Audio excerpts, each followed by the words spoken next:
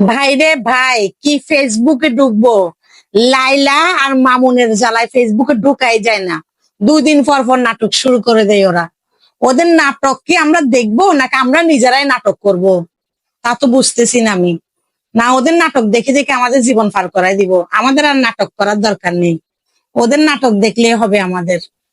আমি মনে করি দুইটারই শাস্তি দেওয়ার দরকার, একজনকে না, দুজনকে। দুটারই দোষ আছে।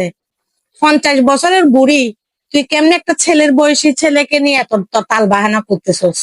আর ছেলেটা কি ফাজিল দেখেন না? ছেলেটার কোনো প্রয়োজন আছে একটা মার বয়সী মেয়ের জন্য? লোভে পাপ, পাপি মৃত্যু একটা কথা আছে না?